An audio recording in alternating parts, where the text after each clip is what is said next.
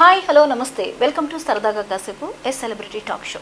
ఈరోజు మన స్టూడియోకి అందరికంటే ఒక డిఫరెంట్ అయిన వ్యక్తి మన స్టూడియోకి వచ్చారు. శక్తికి నిదర్శనం. తను ఏది చేసినా విభిన్నం అని చెప్పొచ్చు. విధి రాతను సైతం వెనక్కి తిరిగి చూసుకోకుండా ఎదిరించి నిలబడి తనేంటో ఈ సొసైటీలో ప్రూవ్ చేసుకుని అందరూ గర్వపడేలా తనకంటూ ఒక మంచి గుర్తింపుని తెచ్చుకుని దూసుకుపోతున్నారు. లెక్చరర్గా, యాక్టర్గా, మోడల్గా, అలాగే ట్రాన్స్ క్వీన్ 2018 టైటిల్ని గెలుచుకున్నటువంటి వ్యక్తి. తను ఈ పాటికి మీ అందరికీ తెలిసే ఉంటుంది, ఎందుకంటే మీ అందరికీ చాలా పరిచయమైనటువంటి వ్యక్తి. శక్తికి మారుపేరు, తనే నిలువెత్తు నిదర్శనం కూడా. తనే ట్రాన్స్ ఉమెన్ హర్షిని మనతో ఉన్నారు. తనతో మాట్లాడదాం. నమస్తే హర్షిని. నమస్తే అండి. ఎలా ఉన్నారు? I'm good. మీరు ఎలా ఉన్నారు? చాలా చాలా బాగున్నా అండ్ చాలా గర్వంగా ఉంది మీతో ఈరోజు ఇలా మాట్లాడడం. With pleasure. Very happy. మీ గురించి చెప్పాలంటే చాలా ఉన్నాయి, చాలా చాలా చాలా పదాలు ఉన్నాయి చెప్పాలి అంటే. చెప్పడానికి మేం కష్టపడేంత డిజిగ్నేషన్లు మీరు వర్క్ చేశారు భిన్నమైన ఫీల్డ్స్లో. ఏ ఫీల్డ్ ఎంచుకున్నా కానీ అందులో సక్సెస్ సాధిస్తూ. బట్ ఈ సక్సెస్ వెనుక ఎన్నో కష్టాలు, ఎన్నో కన్నీళ్ళు దాగి ఉన్నాయని తెలుసు. వాటన్నిటిని ఒక్కసారి మాట్లాడుకుందామా మనం? Definitely. Okay, first of all congratulations. మూవీస్లో అవకాశాలు దక్కించుకుంటూ ముందుకు వెళ్ళిపోతున్నారు. సో మీరు అలాగే దూసుకుపోవాలి మీ కెరియర్లో. హర్షిని అనే అమ్మాయిగా మారక ముందు తన జీవితం ఏంటి? మారక ముందు జీవితం అంటే కష్టాలు, కన్నీళ్ళు, అవమానాలు, అవహేళనలు, చీత్కారాలు, చీదరింపులే నా జీవితం అని చెప్పుకోవచ్చు. ఎందుకంటే నాది కాని జీవితంలో నేను బ్రతికానని చెప్పుకోవచ్చు. ఒక విధంగా చెప్పాలంటే నాదే కాని జీవితం అది. హర్షినిగా మారకముందు నాదే కాని జీవితం. ఫర్ ఎగ్జాంపుల్, మనకి ఏ వ్యక్తికన్నా కూడా నువ్వు ఇది కాదు, ఒక అబ్బాయిని అమ్మాయిలాగా నటించమంటే ఎలా ఉంటుందో, ఒక అమ్మాయిని ఒక అబ్బాయిలాగా నటించమంటే ఎలా ఉంటుందో అది నటన. కొంతకాలం వరకే నటన ఉంటుంది, కానీ ఆ నటనలో జీవించమంటే రియల్గా అది చాలా కష్టం. చాలా కష్టం, నరక యాత్ర అనిపించేదాన్ని. యూనో సమ్టైమ్స్ నాకు అనిపించేది, మిర్రర్ ముందు నన్ను నేను చూసుకున్నప్పుడు ఇది నేను కాదు, నాది కాని జీవితం నాది, బట్టలు చింపేసి ముక్కలు ముక్కలు చేసేసి పారిపోవాలనిపించేది. కానీ నాకు అలాంటి ఆపర్చునిటీ లేకుండా ఉండేదని. ఎందుకంటే I was Born in a village, చిన్న పల్లెటూరులో పుట్టాను. అప్పటి కృష్ణా జిల్లా, కృష్ణా డిస్ట్రిక్ట్, జగ్గేపేట మండలం, బల్స్పాడ్ అనే ఒక చిన్న గ్రామం. ఆ గ్రామంలో పుట్టాను కాబట్టి అక్కడ అవేర్నెస్ అనేది చాలా తక్కువ ఉందని చెప్పుకోవచ్చు. అవేర్నెస్ లేదు, ప్రజలలో అవగాహన లేకపోవటం. ట్రాన్స్ అనగానే, ఒక హిజ్రా అనగానే అవమానాలు, అవహేళనలు స్కూల్స్లో, కాలేజెస్లో, ఫ్యామిలీ మెంబర్స్ నుండి కానీ, విత్ ఇన్ మా ఫ్రెండ్ సర్కిల్లో కానీ ఎప్పుడు చూసిన అవమానం. నన్ను ఎందుకు అవమానిస్తున్నారు, నాకే తెలియని పేర్లు నాకు ఎందుకు ఇస్తున్నారు, ఆ పేర్లకి మీనింగ్ కూడా నాకు తెలియదు. ఆ చిన్న వయసులో నాకు ఎందుకు ఇస్తున్నారు అని గందరగోళ జీవితంలోనే బ్రతికేదాన్ని. ఎప్పుడైతే నన్ను నేను హర్షినిగా గుర్తించుకున్నాను, నేను జెండర్ చేంజ్ చేసుకున్నాను, రెక్కలు వచ్చిన పక్షిలాగా ఎగిరిపోయాను. అంటే దేవుడు చేసిన మిస్టేక్ని కూడా నేను కంప్లీట్ చేసేసుకున్నాను. నేను కంప్లీట్ ఫీమేల్. దేవుడు చేసిన మిస్టేక్ కూడా కదండి, దేవుళ్ళు అంటే అర్ధనారీశ్వరుడిగా పూజించే పూజిస్తారు, కానీ అవేర్నెస్ లేకపోవటం వల్ల అవమానాలు, అవహేళనలు. స్కూల్కి వెళ్తే నువ్వు అబ్బాయివి కాదు, అమ్మాయివి కాదు, మా పక్కన కూర్చోవద్దు, మూల కూర్చో అనే స్టూడెంట్స్. అక్కడ నుండి మొదలైంది. డిఫరెన్స్ మీకు ఏ ఏజ్ లో స్టార్ట్ అయింది, అమ్మాయి అబ్బాయి? కానీ ఆ డిఫరెన్స్ బయట జనాలు ఐడెంటిఫై చేసే ఏజ్ ఎప్పుడు? అది నాకు 11-12 ఇయర్స్ ఏజ్ నుండి కూడా నేను అమ్మాయిలాగే బిహేవ్ చేస్తాను, నాకు తెలియకుండా. అంటే నేను కావాలని చేస్తున్నాను, లేకపోతే ఏదో చేస్తున్నాను అంటే అప్పటికి మైండ్ మెచ్యూరిటీ ఏముండదు మనకి. కానీ నా కోరికలు, ఆలోచనలు, బికాజ్ నాకు నా బాడీలో ఉన్నటువంటి హార్మోన్స్ ప్రభావమో లేకపోతే ఏమో తెలియదు, నాకు 11-12 ఇయర్స్ ఏజ్ నుండి కూడా నేను అమ్మాయిలాగానే బిహేవ్ చేసేదాన్ని. నేను అక్కడ డ్రెస్లు వేసుకొని స్కూల్కి వెళ్తాను, గొడవ చేసేదాన్ని. నాకెందుకు పిలికలు జడలేయట్లేదు, నాకెందుకు హెయిర్ కట్ చేస్తున్నారు, హెయిర్ కట్ చేయొద్దని గొడవాడేదాన్ని. ఫ్రాక్తోనే స్కూల్కి వెళ్తాను అనేదాన్ని. కానీ అమ్మ నాన్న నిక్కరు షర్ట్ వేసుకొని స్కూల్కి వెళ్ళాలని గొడవ చేసేవాళ్ళు, ట్రీట్ చేసేవాళ్ళు. కానీ నాకు అలా ఉండటం ఇష్టం ఉండేది కాదు. అమ్మాయిలాగే వెళ్తాను స్కూల్కి, అమ్మాయిలాగే రెడీ అవుతా అనేది. ఇంకా ఏజ్ పెరిగే కొద్దీ 13-14 ఇయర్స్ వచ్చే కొద్దీ ఇంట్లో అమ్మాయిలు చేసే పనులు అబ్బాయిలు చేసే ఇప్పుడంటే మనం అందరూ ఈక్వల్ పనులు అయిపోతున్నాయి ఇప్పుడు ప్రజెంట్ జనరేషన్లో సిచ్యువేషన్లో సిటీ లైఫ్లో మెయిన్గా మన ఫాస్ట్ కల్చర్ సిటీ లైఫ్లో ఓకే విలేజెస్లో స్టిల్ కూడా ఒక అబ్బాయి ఏదైనా ఈ పని చేస్తుంది అమ్మాయి పని ఆడంగోళ్ళ చేస్తున్నాం అనే ఇప్పటికీ మనం కామెంట్స్ వింటూనే ఉంటాం కాబట్టి నేను ఆ విలేజ్లో కల్లాప్ చల్లటం ముగ్గులు పెట్టడము ఇలాంటి పనులన్నీ నాకు ఇష్టం నేను అవే చేయాలనుకునేదాన్ని ఏమీ నాకు ఇష్టం ఉండేది కాదు కల్లాప్ చల్లటం ముగ్గులు పెట్టడం బౌల్స్ క్లీన్ చేయటము ఇల్లు క్లీన్ చేయటము ఇల్లు అలికేయటము అలాంటివి చేస్తూ ఉండేదాన్ని ఆ ఆటలు కూడా నేను అమ్మాయిలతోనే గర్ల్స్తోనే ఆటలాడేదాన్ని అష్టాచెమ్మ తొక్కుడు పిల్లలు ఇవన్నీ ఆడేదాన్ని ఈ సర్జరీస్కి కూడా చాలా ఎఫర్ట్ చేయాలి అని చెప్పేసి అంటూ ఉంటారు ఎకనామికల్గా స్ట్రాంగ్ ఉండాలి అండ్ బట్ ఈ సర్జరీకి కూడా అది సక్సెస్ అయ్యే వరకు కూడా డాక్టర్స్ కూడా గ్యారంటీ చెప్పరు అంటారు నిజమేనా it's true madam it's very difficult surgery మళ్ళీ రీబర్త్ అని చెప్పుకోవచ్చు ఎందుకంటే సర్జరీస్లో కూడా మెనీ టైప్స్ ఆఫ్ సర్జరీస్ ఉన్నాయి చాలామంది ట్రాన్స్ కమ్యూనిటీ వాళ్ళు అవేర్నెస్ లేక అంత మనీ ఎఫర్ట్ చేయలేక ఇల్లీగల్ సర్జరీస్ చేయించుకుంటూ ఉంటారు ఆ సర్జరీస్ వల్ల ఏమవుతుందంటే యూరిన్ ఇన్ఫెక్షన్ రావటము లేకపోతే మళ్ళీ రీసర్జరీస్ కోసం వెళ్ళటము చనిపోవటము ఇన్ఫెక్షన్ అయిపోయి చనిపోవటం అలాంటివి కూడా జరుగుతాయి అనమాట సో మనం కంప్లీట్ ప్రాపర్ సర్జరీ చేయించుకోవాలంటే ఇట్స్ వెరీ కాస్ట్ అనమాట 5 lakhs వరకు అవుతుంది అది చాలామంది అఫోర్డబుల్ చేయలేక మామూలు సర్జరీ చేసుకుంటారు అనమాట నేను ఆ సర్జరీ కోసం యాజ్ ఎడ్యుకేటెడ్గా నేను మామూలు సర్జరీ చేసుకోవద్దు కంప్లీట్ ఫీమేల్ సర్జరీ చేసుకోవాలి అప్పుడే నేను ఐ ఫీల్ కంప్లీట్ ఫీమేల్ ఎందుకంటే ఇన్ కేస్ ఫ్యూచర్లో ఒకవేళ నన్ను ఇష్టపడి నన్ను ప్రేమించి నన్ను పెళ్లి చేసుకునే లైఫ్ పార్ట్నర్ దొరికారనుకోండి తనకి ఫిజికల్ సాటిస్ఫాక్షన్ కూడా ఇవ్వలేను అన్నప్పుడు ఇంకా తను ఏం చూసి యూజ్ లేదు అలా నేను బాగా ఆలోచించుకొని డబ్బులు ఎక్కువైనా పర్వాలేదు టైం తీసుకున్నా పర్వాలేదు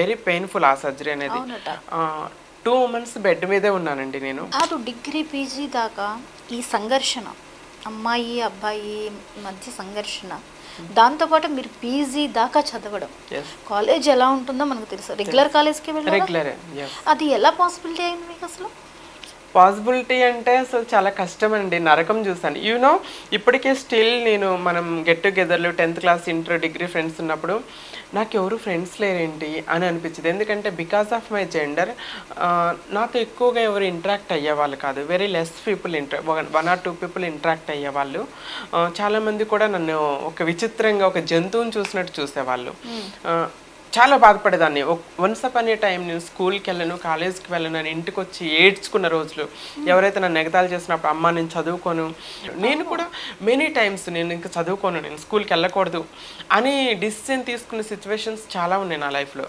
కానీ నాకు మోరల్ సపోర్ట్ ఇచ్చింది మా మదరే నన్ను ఎవరైనా ఎగతాళి చేస్తే వాళ్ళ దగ్గరికి వెళ్ళి గొడవాడేవాళ్ళు మీరెవరు నా బిడ్డను అంటానికి మీరేమన్నా ఒక తిండి పెడుతున్నారా మాకు నా బిడ్డను అనడానికి మీకు వీలు లేదని మా మదర్ సపోర్ట్ ఉండేది ఆల్వేస్ ఫైట్ చేసేవాళ్ళు నా కోసం అలానే నేను ఎప్పుడైతే లో అయిపోతానో అమ్మ నేను స్కూల్కి వెళ్ళను చదువుకోను కంప్లీట్ చేయను ఎడ్యుకేషన్ డ్రాప్ అవుతాను అన్నప్పుడు మా మదర్ నన్ను ఎంకరేజ్ చేసేవాళ్ళు నువ్వు ఎవరి కోసం చదువుకోకూడదు నాన్న నీ కోసం నువ్వు చదువుకోవాలి నీ భవిష్యత్తు కోసం చదువుకోవాలి చదువులు లేక మేము చూడండి వ్యవసాయ కూలీలాగా ఉన్నాము నువ్వు చదువుకుంటే గౌరవంగా బ్రతకగలవు నీకు ఒక మంచి రెస్పెక్టబుల్ లైఫ్ వస్తుంది ఒక ఉన్నత స్థానానికి ఎదగగలవు ఎప్పుడు నీ చెయ్యి ఒకరికి ఇచ్చేలాగా ఉండాలి ఒకరి దగ్గర తీసుకునేలాగా ఉండకూడదు ఇలాంటి బ్యూటిఫుల్ వర్డ్స్ పదాలు చెప్తూ మా మమ్మీ నన్ను ఎంకరేజ్ చేస్తూ ఉండాలండి ఎంత సంఘర్షణకు లోనయ్యేదాన్నంటే నువ్వు స్కూల్స్లో కాలేజెస్లో కూడా అబ్బాయి డ్రెస్లో వెళ్ళొచ్చి ఇంటికి రాగానే అమ్మ శారీస్ కట్టుకొని అమ్మో నేను ఎంత అందంగా ఉన్నాను అని మురుసుకునేదాన్ని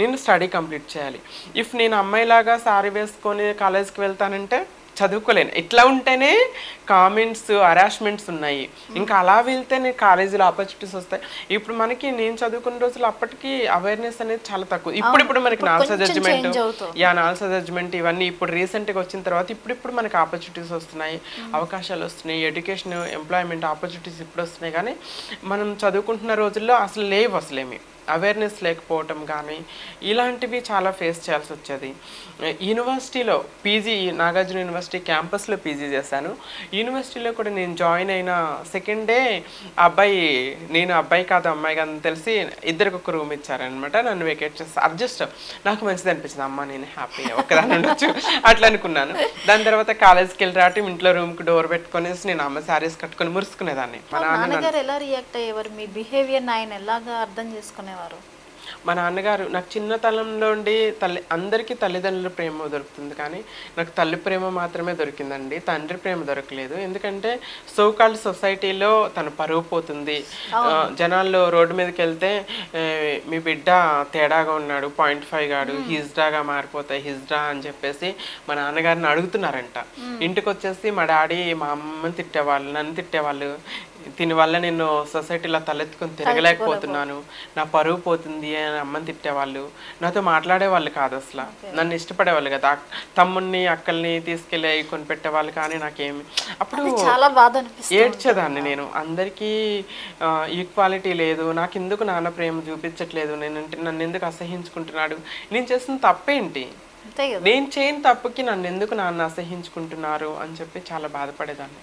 బట్ ఒక రకంగా మీకు అమ్మ రూపంలో మీరు అదృష్టం చేసుకున్నట్టే. ఎందుకంటే కొంతమంది పిల్లల్ని దూరం చేసేసుకున్న వాళ్ళు, ఇళ్లలోంచి బయటకి గెంటేసిన వాళ్ళు, ఇలాంటి హిస్టరీస్ చాలా మందికి ఉన్నాయి. మీకు మీ అమ్మగారు ఒక వరమని కూడా అనుకోవాలి. ఆవిడ సపోర్ట్ చేస్తూ మిమ్మల్ని అర్థం చేసుకుంటూ చాలా జాగ్రత్తగా చూసుకున్నారు ఆవిడ ఉన్నంత కాలము కూడా. అది మీ ఆవిడ రూపంలో మీకు అదృష్టమే. మీరు మెంటల్లీ అంత స్ట్రెంగ్త్గా ఉన్నారంటే ఒక రకంగా ఆవిడే రీజన్. ఈరోజు నేను ఇక్కడ ఉన్నాను అంటే because of my mother only. అమ్మ లేకుండా ఉంటే నాకు ఎడ్యుకేషన్ లేదు.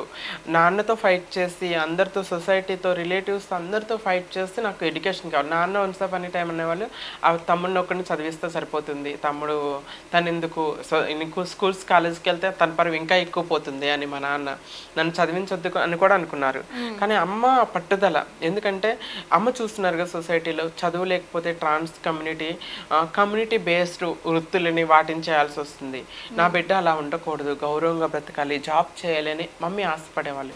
అందుకే నాన్నతో అందరితో ఫైట్ చేసి నాకు ఎడ్యుకేషన్ కంప్లీట్ చేయించారు బికాస్ మై మదర్ ఓన్లీ. కాలేజ్లోకి వెళ్ళినప్పుడు మీరు యాక్చువల్లీ మీ లక్షణాలన్నీ అమ్మాయి లక్షణాలు కదా, మీరు అబ్బాయిల పక్కన కూర్చోవాలి. అప్పుడు ఎలా ఫేస్ చేశారు అసలు? అబ్బాయిల పక్కన కూర్చున్నప్పుడు మీకు ఇంటర్నల్గా మీ సిచ్యువేషన్ ఏంటి? తెలియని బాధండి, ఏడ్చుకునేదాన్ని. నేను అక్కడ కదా కూర్చోవలసింది, నేను ఇక్కడ ఎందుకు కూర్చుంటున్నాను అని అనిపించేది. లేకపోతే అమ్మాయిలాగా కొంచెం అబ్బాయిలకి దగ్గరగా ఉండే ఆ ఫీలింగ్స్ ఏమన్నా వచ్చాయి? అట్లా ఉన్నా కూడా మనము అక్కడ ట్రీట్మెంట్ ఎలా ఉంటుంది, మనం అక్కడ కూర్చుంటే అబ్బాయిల ట్రీట్ చేస్తారు. ఐ డోంట్ లైక్ కదా, ఆ ట్రీట్మెంట్ అనేది నాకు అస్సలు నచ్చదు. నన్ను అమ్మాయిలాగే ట్రీట్ చేయాలి, నేను అమ్మాయిని అనే ఫీల్ ఉంటుంది కదా ఇన్సైడ్. ఆ ఫీల్ ముందు ఇంక అట్రాక్షన్ అనేది చాలా చిన్నదే అనుకోవచ్చండి. ఆ ఫీల్ మిస్ అయిపోతుంది నాకు అక్కడ. నేను అమ్మాయిని కానీ నన్ను అబ్బాయిలా ట్రీట్ చేస్తున్నారు. అట్లీస్ట్ కంప్లీట్ అబ్బాయిలా కూడా ట్రీట్ చేయట్లా. అబ్బాయిలా ట్రీట్ చేసినా కొంచెం గౌరవించేవాళ్ళు కాదు. నన్ను ఒక డిఫరెంట్ లాగా, అంటరాని మనిషిలాగా, వీళ్ళు అసలు నేను హ్యూమన్ బీయింగ్ కానట్లుగానే ఒక జంతువుని చూసినట్టు ఎందుకు చూస్తున్నారు అని ఒక బాధేసేది. కానీ ఇన్సైడ్ చాలా బాధపడేది. నేను అక్కడ కూర్చోవాలి. సమ్ టైమ్స్ లంచ్ టైంలో అటు వెళ్ళి అమ్మాయిలతో కూర్చొని అమ్మాయిలతో ముచ్చట్లు పెట్టుకునేదాన్ని. వాళ్ళు బాగానే మాట్లాడేవారు. కొంతమంది అమ్మాయిలు ఇంటర్ డిగ్రీలో నాకు మంచి ఫ్రెండ్స్ ఉన్నారు అమ్మాయిలు. ఒక అమ్మాయి శ్రీలక్ష్మి అని నా ఫ్రెండ్స్, వాళ్ళతో కొంచెం క్లోజ్ మాట్లాడేదాన్ని. ఇంకెవరితో మాట్లాడేదాన్ని, ఎవరైతే మనల్ని అర్థం చేసుకొని మనతో క్లోజ్ మూవ్ అవుతారో వాళ్ళతో మాట్లాడేది. శ్రీలక్ష్మి అనే ఒక అమ్మాయి మాత్రం మంచిగా మాట్లాడేది నాతో. ఇంటర్ నుండి డిగ్రీ వరకు తనతో మాట్లాడేదని. ఎప్పుడైనా లంచ్ బ్రేక్లో కానీ ఎప్పుడైనా ఎక్కువ క్లోజ్ అయ్యేదంట తనతో. జనాలు కూడా ఎవరితో మాట్లాడరు, తనతో ఎందుకు మాట్లాడుతున్నారు అని ఒక క్వశ్చన్ మార్క్ కూడా వస్తూ ఉంటుంది. ఎందుకంటే తను she like a my sister లాగా, ఒక బాండింగ్ లాగా, ఈచ్ అదర్ షేరింగ్ చేసుకోవటం. నోట్స్ కావాలన్నా ఎప్పుడన్నా నేను కాలేజీకి రాకపోయినా, తను రాకపోయినా తను నా నోట్స్ తీసుకోవటం, నేను తన నోట్స్ తీసుకోవటం, అలా జరుగుతూ ఉండేది. లెక్చరర్స్ నుంచి ఎలా ఉండేది అప్పుడు? లెక్చరర్స్ నుండి అంతేం ఫేస్ చేయాలి, ఎందుకంటే లెక్చరర్స్ అంత అబ్జర్వేషన్ అనేది తక్కువ ఉంటుంది. వచ్చి లెక్చరర్ చెప్పి వెళ్ళేవాళ్ళు. స్టూడెంట్స్తోనే ఇంటరాక్షన్ అనేది ఎక్కువ ఉంటుంది కాబట్టి వీళ్ళతోనే నేను ప్రాబ్లమ్స్ ఫేస్ చేయడం. ఎడ్యుకేషన్ ఇబ్బంది అయితే రాలేదు అంటే వాళ్ళ నుంచి ఎటువంటి ఇబ్బంది, డిఫరెంట్ గా ట్రీట్ చేయడం అలా ఏం లేదు. ఓకే, మరి పీజీ అయిపోయిన తర్వాత స్పెషలైజేషన్ ఏంటి మీది? ఎంఏ ఎకనామిక్స్ చేస్తాను. ఏంటి ఎకనామిక్స్ అంటే అంత ఇష్టం? ఎకనామిక్స్ సిస్టమ్ అంటే నాకు ఇంటర్ నుండి డిగ్రీ వరకు ఎకనామిక్స్ మేడం ఉండేవాళ్ళు. షీఈస్ వెరీ, ఆమె ఏం చెప్పాలంటే బ్రిలియంట్, చాలా డేరింగ్గా ఉండేవాళ్ళు. సింగిల్ ఉమెన్ అయినా కూడా చాలా అంటే తను ఎక్స్ప్లెయిన్ చేసే విధానం కూడా అట్రాక్ట్ అయిపోయాను నాకు. ఎకనామిక్స్ మీద ఇష్టం వచ్చింది నాకు. నాట్ ఓన్లీ ఎకనామిక్సే చేయాలనుకోలేదు నేను మేడం. డిగ్రీ అయిపోయిన తర్వాత నాకు ఎంహెచ్ఆర్ఎం, ఎంఏ ఎకనామిక్స్ రెండింటికి నేను రాశాను ఎంట్రన్స్. నాకు అంటే డబ్బులు కట్టి చదువుకునే అంత స్తోమత లేకుండా, అప్పుడు మేము very poor family, below poverty line అని చెప్పుకోవచ్చు. పూర్ ఫ్యామిలీ నుండి వచ్చాము కాబట్టి ఫ్రీ సీట్ ఏది వస్తే అది జాయిన్ అవ్వాలని నిర్ణయించుకున్నాను అనమాట. సో అందులో ఎకనామిక్స్ నాకు ఇష్టం కాబట్టి స్పెషలైజేషన్ ఎకనామిక్స్ రాశాను. ఎంహెచ్ఆర్ఎం అంటే అది కొంచెం అప్పుడు డిమాండ్ ఉన్న కోర్స్ అని చెప్పేసి దానికి కూడా రాశాను అనమాట. దాంట్లో కాంపిటీషన్ ఎక్కువ ఉంది కాబట్టి ఫ్రీ సీట్ రాలా, ర్యాంక్ కొంచెం దూరం వచ్చింది. దీంట్లో కొంచెం ఫ్రీ సీట్ వచ్చింది నాగార్జున యూనివర్సిటీ క్యాంపస్లో, అందువల్ల ఎకనామిక్స్ జాయిన్ అయ్యాను. సో మేడం ఇన్స్పిరేషన్తో నాకు ఎకనామిక్స్ మీద ఇష్టం వచ్చింది కొంచెం, అలా ఇంకా ఎకనామిక్స్ చేయాలని నిర్ణయించుకున్నాను. అదే మేడం ఉన్న కాలేజీలో అదే మేడం ప్రిన్సిపాల్ అయ్యారు. అప్పుడు నేను అదే కాలేజీలో లెక్చరర్ గా జాయిన్ అయ్యాను, చదువుకున్న కాలేజీలోనే, సేమ్ కాలేజ్లో. After my course graduation madam కి నమ్మకం, వాళ్ళకి అర్థమైపోయింది నాతో మంచిగా ఉండేవాళ్ళు మేడం. నోట్స్ చెప్పడం కానీ, కొంచెం టిప్స్ చెప్పడం కానీ, ఇలా చెప్పేవాళ్ళు అనమాట. అలా నా పోస్ట్ గ్రాడ్యుయేషన్ అయిపోయింది, 4th సెమ్ రాశాను, రిజల్ట్ కూడా రాలా. అప్పుడు ఆ కాలేజీలో ఎకనామిక్స్ లెక్చరర్ పోస్ట్ ఖాళీ ఉందన్న. ఎకనామిక్స్ లెక్చరర్ పోస్ట్ ఖాళీ ఉంది, నువ్వు వచ్చి జాయిన్ అవ్వన్నారు. అంటే మేడం ఇంకా రిజల్ట్ రాలేదు కదా మేడం అంటే, రిజల్ట్ ఖచ్చితంగా పాస్ అవుతాలే, నువ్వు అట్లేం టెన్షన్ అవ్వకు, వచ్చి జాయిన్ అవ్వన్నారు. సో నేను వెళ్ళాను, మొత్తం మాట్లాడుకున్నాను. తర్వాత రిజల్ట్ వచ్చింది, నేను పాస్ అయ్యాను. సేమ్ కాలేజీలో లెక్చరర్గా 2 years చేస్తాను అరౌండ్గా. నాకు డిగ్రీకి పీజీకి 1 year గ్యాప్ వచ్చింది మేడం మధ్యలో. ఎందుకంటే అమ్మాయిగా మారాలి, నేను కంప్లీట్ ఫీమేల్ అవ్వాలనే కోరిక నన్ను స్టడీ మీద కాన్సన్ట్రేషన్ చేయనివ్వలేదు. ఆఫ్టర్ డిగ్రీ నాకు డిగ్రీ 2nd yearలో ఉన్నప్పుడు ఒక ట్రాన్స్ఫర్ ఇచ్చారనమాట. నువ్వు ముంబై వెళ్తే కంప్లీట్ ఫీమేల్ సర్జరీ చేసుకోవచ్చు, అమ్మాయిగా మారచ్చు అని నాకు సలహాలు ఇచ్చారు. అప్పటి వరకు మీకు దీని మీద ఐడియా లేదా? లేదు, అసలు సోషల్ మీడియా లేదు, ఫోన్ లేదు, ఇంట్లో టెక్నాలజీ లేదు, ఏం లేదు కదా, ఒక ఐడియా లేకుండే నాకు. నేను అనుకునేదాన్ని, నేను ప్రపంచంలో నేను ఒక్కదాన్ని అలా డిఫరెంట్గా పుట్టానేమో, అందరూ నార్మల్గా ఉన్నారు, నేను మాత్రమే ఎందుకు ఇలా పుట్టాను. ఆ టైంలో అనిపించేది మొత్తం నరక యాతన. దేవుడు కనిపిస్తే తీసుకొచ్చి కోర్టు బోన్లో నించోబెట్టేసి నాకెందుకు ఈ జన్మిచ్చావు, నాకు న్యాయం చెప్పు అని దేవుని నిలదీసి అడగాలనిపించింది. ఎందుకంటే అంత భయంకరమైన నరకయాతన నేను అనుభవించేదాన్ని ఇన్సైడ్. చెప్పుకోలేను, ఎవరికి చెప్పుకోలేను, నాకు నచ్చినట్టు బ్రతకలేను. నాది కానీ నా జీవితంలో, నాకు నచ్చని జీవితంలో ఎలా బ్రతకాలి, ఎందుకు బ్రతకాలి, అన్ని క్వశ్చన్ మార్క్సే. ఎందుకు నాకు ఈ కోరికలు, ఎందుకు నాకు ఈ ఆలోచనలు, ఎందుకు నాకు ఈ బాడీ, అందరిలాగా నేను ఎందుకు లేను, అందరిలాగే హ్యాపీగా నేను ఎందుకు ఉండలేకపోతున్నా, అందరిలాగా ఎందుకు ఆడుకోలేకపోతున్నా, పిల్లలు నన్ను మాత్రమే ఎందుకు ఎగతాళి చేస్తున్నా, నేను చేసిన తప్పేంటి, తప్పెవరిది, శిక్ష ఎవరికి, దేవుడు చేసిన తప్పుకి నాకెందుకు శిక్ష. ఎన్ని క్వశ్చన్స్ అండి, మైండ్ మొత్తం క్వశ్చన్స్, బాధ, దేవుణ్ణి నిందించేదాన్ని, ఎవరికి చెప్పలేను, ఎవరికి నా బాధ చెప్పుకోలేను. అలాంటి టైంలో ఎవరు లేరనిపించేది అనమాట. నా డిగ్రీలో ఉన్నప్పుడు ఒక పర్సన్ పరిచయం అయ్యి, నువ్వు కంప్లీట్ అమ్మాయిలాగా మారచ్చు. అప్పుడు రెక్కలు వచ్చిన పక్షిలాగా ఎగిరిపోయాయి. అమ్మో, నాలాంటి వాళ్ళు ఇంకా ప్రపంచంలో చాలా మంది ఉన్నారు, ఇంకా నేను అమ్మాయిలాగా మారిపోవచ్చు, ఇంకేముంది, హ్యాపీ అనుకో, ఒక ఆశ చిగురించింది. అప్పటి వరకు నాకు నా జీవితం ఇంతేనేమో, జీవితాంతం అవమానాల అవహేళనతో ఇన్కంప్లీటెడ్ లైఫ్ అనమాట. అంటే మైండ్ ఒకటి కోరుకుంటుంది, మనసు ఒకటి కోరుకుంటుంది, బాడీ ఒకటి. ఇన్కంప్లీట్ లైఫ్లో నేను ఇలానే బ్రతకాలేమో, ఇదే అవమానాలు అవహేళనతో నా కోరికలు తీర్చుకోకుండా, నాకు ఆనందం అనేదే లేకుండా, బాధలో అవమానాలతోనే జీవితం అనే ఒక నిరాశ నిస్పృహతోనే జీవితం ముందుకెళ్ళేది. అలాంటి టైంలో ఒక ఆశ వచ్చింది, నేను అమ్మాయిలాగా మారచ్చు, సర్జరీస్ చేసుకోవచ్చు, కంప్లీట్ ఫీమేల్ అవ్వచ్చు నేను. అలాంటి కోరికలు నాకు వచ్చినాయి. సో ఆ కోరికల వల్ల నేను ఏం చేస్తానంటే, డిగ్రీ అంటే ఎడ్యుకేషన్ మిడిల్లో డ్రాప్ చేస్తే వెళ్ళలేను, అందుకోసమే డిగ్రీ ఫైనల్ ఇయర్ ఎగ్జామ్స్ రాసే వరకు వెయిట్ చేస్తాను అనమాట. డిగ్రీ ఫైనల్ ఇయర్ ఎగ్జామ్స్ రాసి అమ్మకు కూడా చెప్పలే, ఎవరికి చెప్పకుండా నేను ముంబై వెళ్ళిపోయా. అమ్మాయిగా చెప్పకుండా ముంబై అలా వెళ్ళిపోయారు అంటే, తను డబ్బులు ఉండాలి, ఎలా బ్రతకాలో తెలియాలి, ఎక్కడికి వెళ్ళాలో తెలియాలి. అది కోరిక అంత బలమైంది మేడం, అంత బలమైన కోరిక. యూనో తన పరిచయం అయినాక ఇంకొక ఇద్దరిని పరిచయం చేస్తుంది అలాగా అమ్మాయిలాగా అలాంటి స్ట్రగుల్ అవుతున్న వాళ్ళు అమ్మాయిలాగా మారాలి అని ఆపర్చునిటీస్ లేక అట్లా ఇంట్లో అడ్జస్ట్ అయ్యి అవమానాలు పడుతున్న వాళ్ళు నాలాగా ట్రాన్స్ వాళ్ళు ఇంకొక ఇద్దరు ముగ్గురు పరిచయం అయ్యారనమాట. ఆ తర్వాత డిగ్రీ ఫైనల్ ఇయర్ ఎగ్జామ్ రావటం అమ్మ దగ్గర ఎంతో 500 ఏమో తీసుకున్నాను, నాకు ఏదో అవసరం బుక్స్ కొనుక్కోవాలి ఏదో అని 500 తీసుకున్నాను. వాళ్ళిద్దరు కూడా మేము ముగ్గురు, ఆమె రాలేదు మాతో, అక్కడ వాళ్ళ నెంబర్ ఇచ్చింది, ఫోన్ నెంబర్ పేపర్లో రాసి ఇచ్చింది. అప్పుడు ఫోన్లు కూడా లేవు మా దగ్గర, పేపర్ మీద నెంబర్ రాసి మీరు ముంబై రైల్వే స్టేషన్లో దిగి ఈ నెంబర్కి ఫోన్ చేస్తే వాళ్ళు వచ్చి మిమ్మల్ని తీసుకెళ్తారని చెప్పేసి నెంబర్ రాసి ఇచ్చింది. అట్లా మేము విజయవాడ రైల్వే స్టేషన్కి వెళ్ళి, అప్పుడు రిజర్వేషన్ లేదు టికెట్, ట్రైన్స్ కూడా ఎంత ఎక్కువ ట్రైన్స్ లేవు, 1-2 ట్రైన్స్లు పర్ డే. ఆ ట్రైన్ ఫుల్ అయిపోతుంది రిజర్వేషన్ లేకుండా. ఎట్లా వెళ్ళామంటే 24 అవర్స్ జర్నీ విజయవాడ నుండి ముంబైకి. బాత్రూమ్ల పక్కన కూర్చొని నించునేటానికి కూడా ప్లేస్ లేకుండా బాత్రూమ్ల పక్కన కూర్చొని వెళ్ళిపోయాం. అంత బలమైంది మా కోరిక, ఆశ. అట్లా ముంబై వెళ్ళిపోయిన తర్వాత అక్కడ దిగ్గానే వాళ్ళు వచ్చి మమ్మల్ని తీసుకెళ్లారు. అక్కడ వాళ్ళని చూసాక నేను షాకు, చాలా మంది అమ్మో ఇంత అందంగా ఉన్నారు, నేను ఇంత అందంగా తయారైపోవాలి అంటే కంప్లీట్ అమ్మాయిలాగా. ఇంకా ఇప్పుడు ఆఫ్టర్ సర్జరీస్ ఏమవుతుందంటే హెయిర్ పెంచేసుకొని, అప్పటికి నేను ముంబై వెళ్ళాలని కోరికతో చిన్న హెయిర్ పెంచుకున్నాను, బేబీ కటింగ్ లాగా చిన్న హెయిర్ వచ్చింది. సో వెళ్ళిపోయాను, ప్రిపేర్డ్గా ఉన్నా మొత్తం. వెళ్ళగానే చెవులు కుట్టించేసుకున్నాను, చెవులు ఇయర్ రింగ్స్ కుట్టించేసుకున్నాను. ఇంక నేను కంప్లీట్ అమ్మాయిని అయిపోతున్నాను అన్న ఆశ, ఆనందం. కానీ ఆశ ఆనందం 2 రోజులు 3 రోజులకు కూడా నిలవలేదు అనమాట. ఎందుకంటే ఏమైందంటే అక్కడ కమ్యూనిటీ బేస్డ్, అప్పటికి ఎంప్లాయ్మెంట్ ఫెసిలిటీస్ ఇవన్నీ ఏం లేదు కదండి. కమ్యూనిటీ వాళ్ళు ఏంటంటే ఇంకా మనకి భిక్షాటనకి వెళ్తూ ఉంటారు, లేదంటే పడుపు వృత్తి, ఇవే జీవనోపాధిగా, లేకపోతే పెళ్ళిళ్ళు ఫంక్షన్స్ అయినప్పుడు వెళ్ళేసి వాటిల్లో చేస్తూ ఉంటారు కదా, బదాయి అంటారు దాన్ని, బదాయి అంటారు. ఇలాంటి వాటి కమ్యూనిటీ బేస్డ్ పారంపర్యంగా వస్తున్న వృత్తుల మీద ఆధారపడి ఉంటారనమాట కమ్యూనిటీ పీపుల్ చాలా మంది. ఇప్పటికీ కూడా స్టిల్ అలానే నడుస్తూ ఉంటుంది. సో నేను వెళ్ళిన తర్వాత నాకు వాళ్ళు ఆప్షన్స్ ఇచ్చారు. ఎందుకంటే నువ్వు కంప్లీట్ సర్జరీ చేసుకుని అమ్మాయిలాగా మారాలి అంటే నువ్వు డబ్బు కావాలి అంటే మనకు ఉన్నది ఈ వృత్తులే, నువ్వు ఏ చూస్ చేసుకుంటావు, ఎలా వెళ్తావు అని అడిగారు.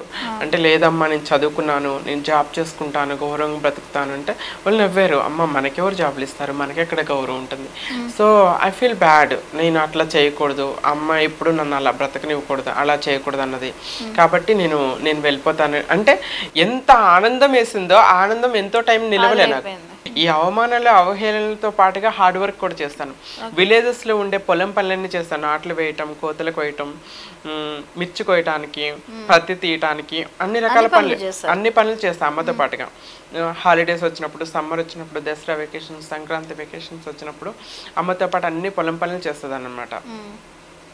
సో ఆ ఇయర్ అంతా చాలా కష్టపడి చేస్తాను. అమ్మ ఏం చేస్తారంటే ఇంకా నువ్వు చదువుకో, అప్పుడు మంచి జాబ్ వస్తుందంటే, అప్పుడు ఎంఏహెచ్ఆర్ఎం ఎంఏ 2 రాసినప్పుడు నాకు ఎంఏ ఎకనామిక్స్లో సీట్ వచ్చినప్పుడు ఆ 2 years మళ్ళీ బాధ. మీకు నిజం చెప్పాలంటే ఆ యూనివర్సిటీలో నేను అవమానాలు భరించలేక ఫస్ట్ సెమ్ 4th సెమ్ నేను యూనివర్సిటీలో ఉన్నా, 2nd సెమ్ 3rd సెమ్ ఇంట్లో ఉండే ఎగ్జామ్స్ రాస్తాను. అంటే హెల్త్ మెడికల్ సర్టిఫికేట్ పెట్టి, ఎందుకంటే ఆ బాధ నేను భరించలేక. ఇక్కడ అనుకో ఎవ్రీడే అమ్మ దగ్గరకు వచ్చేదాన్ని, ఏదన్నా నాకు అమ్మ ఉందని ఒక ధైర్యం ఉండేది.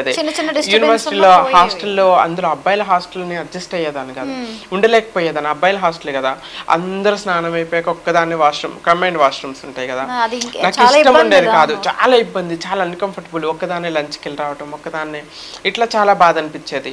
ఉండలేక ఫస్ట్ సెమ్ ఉన్నాను, 2nd సెమ్ ఇంట్లో ఉండి ఎగ్జామ్స్ రాశాను మెడికల్. 3rd సెమ్ కూడా ఇంకా అసలు వాళ్ళు తీసేస్తానన్నారు.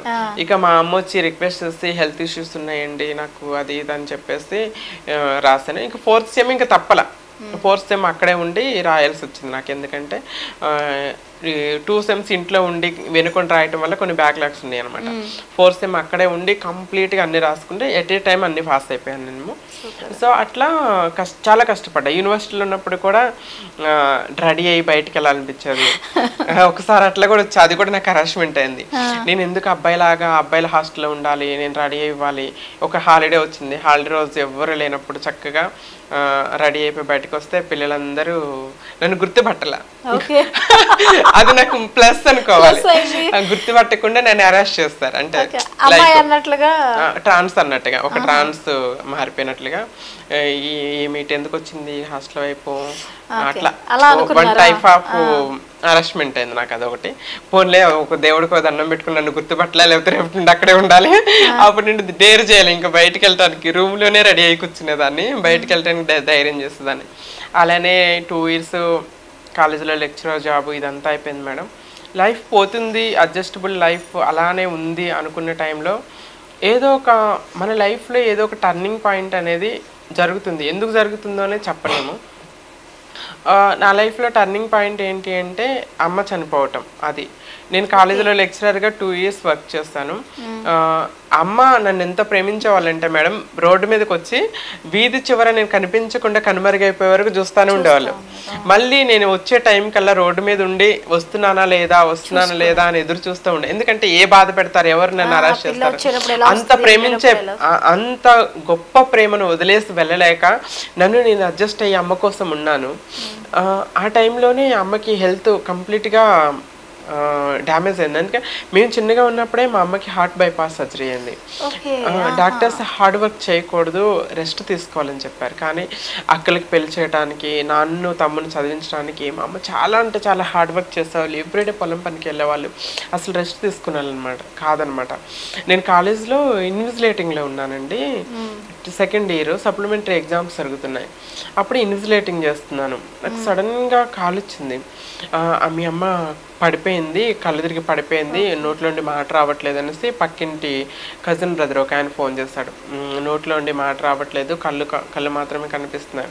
సడన్గా ఇన్విజిలేటింగ్ వదిలేస్తాను. ప్రిన్సిపల్ గారి దగ్గరికి వెళ్ళి ఐ హ్యావ్ టు గో, ఎవరైనా అడ్జస్ట్ చేయండి మేడం ప్లీజ్, నేను వెళ్ళాలి ఖచ్చితంగా, అమ్మకి ఎవరు లేరు, నేను వెళ్ళాలి అని. అప్పటికప్పుడు ఎట్లా వచ్చానో నాకే తెలియదు, అసలు మైండ్ కూడా పనిచేయాలి. ఇంటికి వచ్చిన చూసిన వాళ్ళకి అమ్మ నన్ను చూడంగానే అమ్మ కళ్ళల్లో ఒక ధైర్యం, నాకేం కాదులే, నేను బ్రతుకుతాను, ఇంకా నా బిడ్డ వచ్చింది అని ఒక ధైర్యం ఉండేది. అట్లానే మేము అంబులెన్స్లో జగ్గిపేట హాస్పిటల్కి తీసుకెళ్తే బ్రతకటం చాలా కష్టం అండి, హార్ట్ కంప్లీట్ డ్యామేజ్ అయిందని చెప్పారు. అప్పుడు విజయవాడ తీసుకెళ్ళాం. విజయవాడ హాస్పిటల్లో ఫస్ట్ 2 హాస్పిటల్కి తీసుకెళ్ళాం, చేర్చుకొని అన్నారు. వెరీ క్రిటికల్ సిచ్యువేషన్ అయిపోయింది అనమాట. తర్వాత మణిపాల్ హాస్పిటల్లో జాయిన్ చేయించాం. మణిపాల్ హాస్పిటల్ అరౌండ్గా మేము 20 days ఉన్నాం. కానీ 20 days స్ట్రగుల్ చేసాం. ఎందుకంటే అమ్మ బ్రతకాలి, డబ్బు పోయినా పర్వాలేదు, ఏం పోయినా పర్వాలేదు, కానీ అమ్మను బ్రతికించాలని ఊరి నుండి ఎక్కడి నుండి అప్పులు తీసుకొచ్చాము. ఇంట్లో గేదెలు అవి ఉంటే అవన్నీ కూడా అమ్మేసి మేము చాలా స్ట్రగుల్ చేస్తాం. ఫైనల్లీ అమ్మ బ్రతకలేదు, చనిపోయిందన్న. అమ్మ ప్రేమ ఎంత గొప్పదంటే మేడం, మా అమ్మకి వెంటిలేటర్ మీద పెట్టారు, కళ్ళు మాత్రమే కనిపిస్తున్నాయి అమ్మకి. లోపలికి ఐసీయూలోకి చూడటానికి వెళ్ళినప్పుడు సైగ చేస్తుంది ఇట్లా చేత్తో, తిన్నావా అని. అంటే ఆ సిచ్యువేషన్ లో కూడా నేను తిన్నానా లేదా, నేను ఏడుస్తూనే ఉన్నాను, తిన్నానా లేదా అనేసి అంత ప్రేమ. ఆ ప్రేమ ఈ ప్రపంచంలో నిస్వార్థమైన ప్రేమ అంటూ, ఏదైనా మన నుండి ఏమి ఆశించని ప్రేమ అంటూ ఉందంటే తల్లి ప్రేమ మేడం. ఇప్పుడు అప్పుడప్పుడు అనిపిస్తుంది, తిన్నావా అని అడిగే దిక్కే లేదు, ఐసీయూలో బెడ్ మీద ఉండి తిన్నావా అని అడిగింది అమ్మ. ఆ ప్రేమ ఎన్ని కోట్లు పెట్టినా నేను కొనలేను కదా.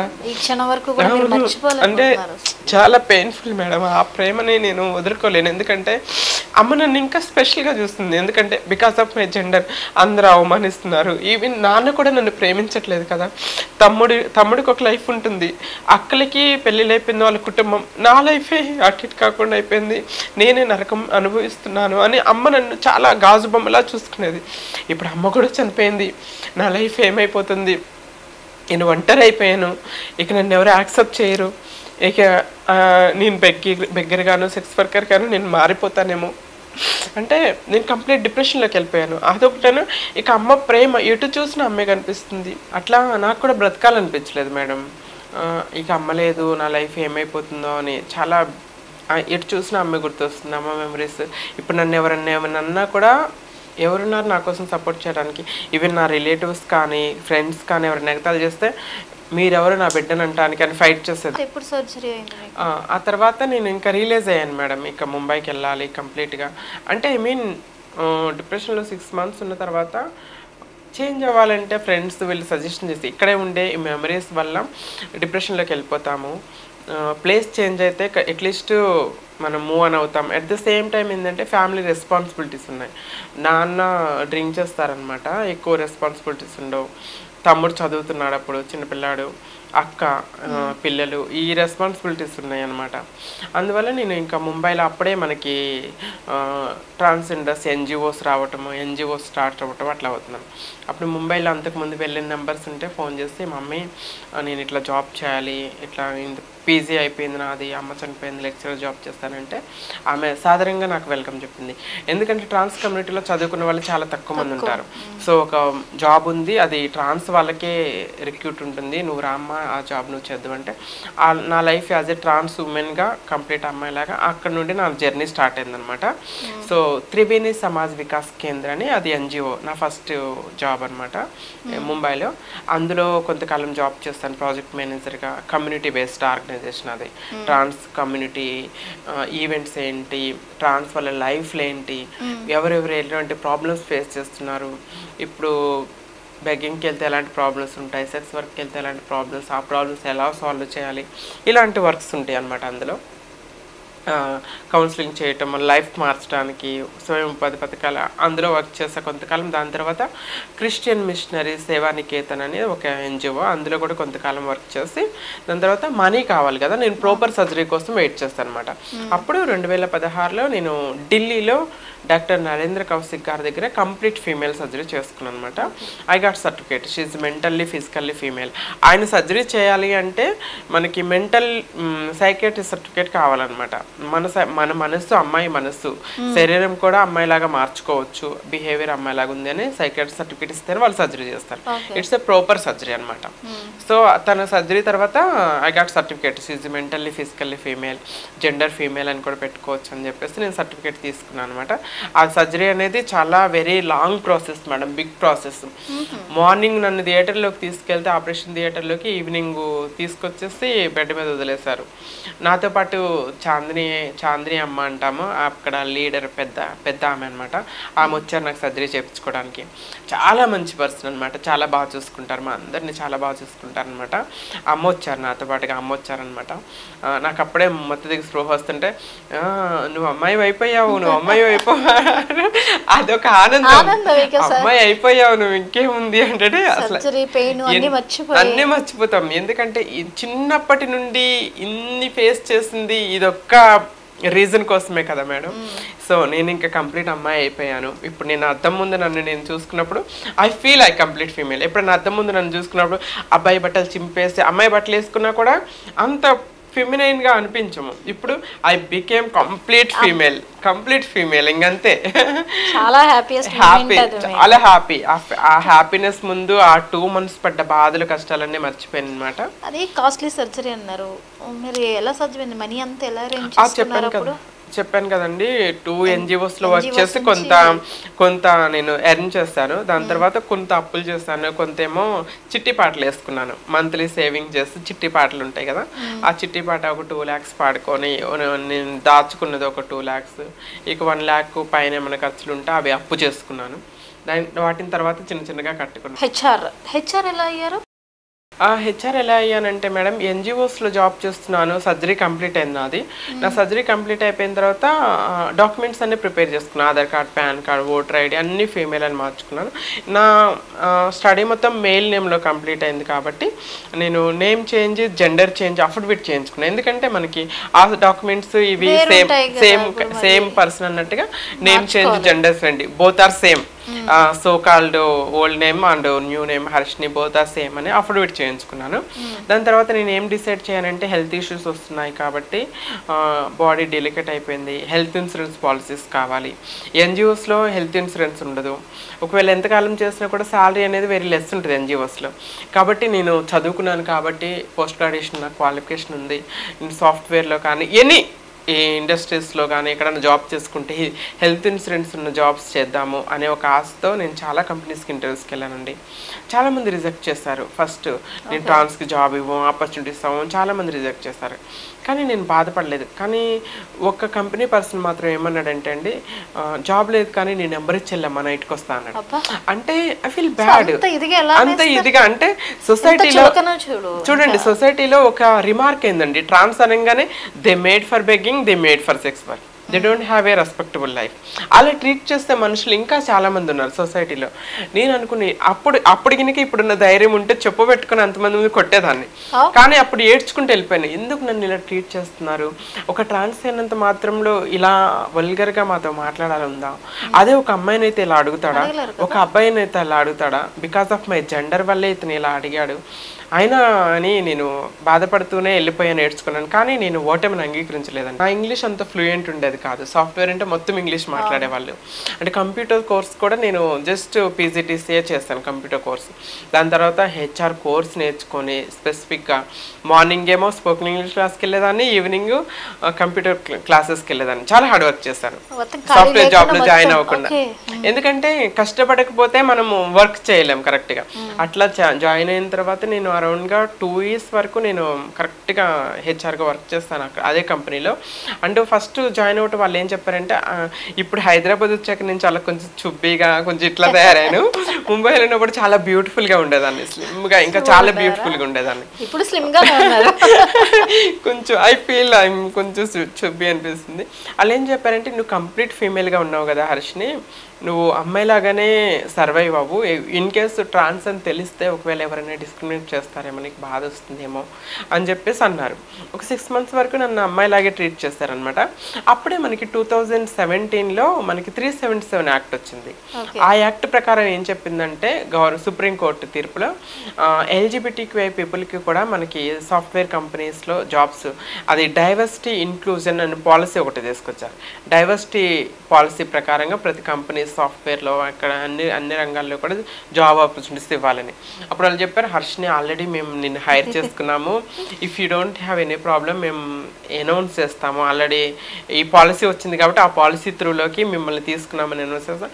I don't have any problem sir, I love my self, I'm doing great for my self, మీరు ఇంట్రడ్యూస్ చేసుకుని నాకు ప్రాబ్లం లేదన్న.